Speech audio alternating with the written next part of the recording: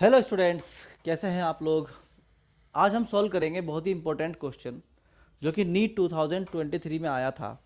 इस क्वेश्चन में कहा गया है कि आपको रेडियस ऑफ जायरेशन की रेशियोज बतानी है। अगर दो स्फीयर हों जिनके मास और रेडियस सेम है, उनमें से एक स्फीयर तो है सॉलिड और एक स्फीयर है होलो।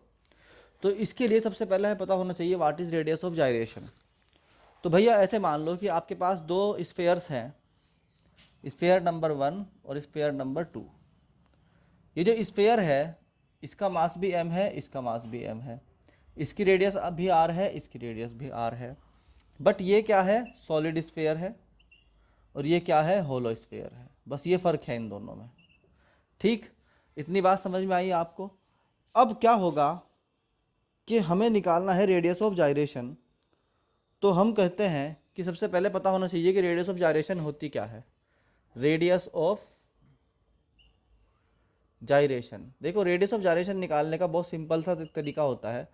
जो भी आपका मोमेंट ऑफ इनर्शिया है उसको आप रख दें equal to M X square, and X is the radius of gyration. तो अगर हम बात करें सॉलिड स्फीयर की, तो फॉर सॉलिड स्फीयर हम कहते हैं कि भाई आई जो होता है हमारा होता है 2/5 M R square, and that will be equal to M X one square. इसकी रेडियस ऑफ जायरेशन हमने मान ली कितनी, x1।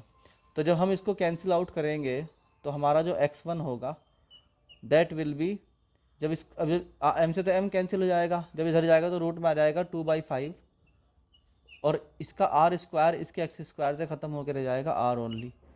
That is equation number 1।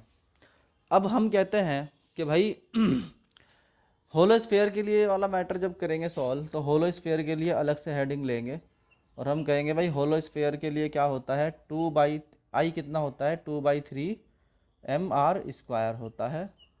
और होलो स्फीयर के लिए जो हम रेडियस ऑफ जायरेशन लेंगे वो कितनी ले लेंगे, x2। यानी इसकी रेडियस ऑफ जायरेशन कितनी हो गई बच्चों, हमारी x2 हो गई।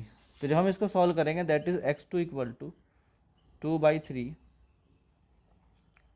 2/3 अंडर रूट में आ जाएगा और इसका हो जाएगा r का r। ये इक्वेशन नंबर कितनी हो गई आपकी, 2 हो गई। तो अगर आपसे कोई पूछता है कि भाई what is the ratio of radius of gyration, तो आप क्या कहोगे कि सर हम बताएंगे x1 ओवर x2 की वैल्यू।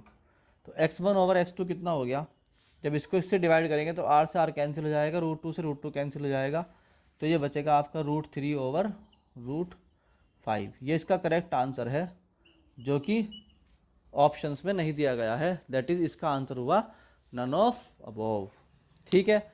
और इम्पोर्टेंट क्वेश्चंस और नीट के PYQs को कंसेप्चुअली सॉल्व करने के लिए इस चैनल को ज्वाइन करें।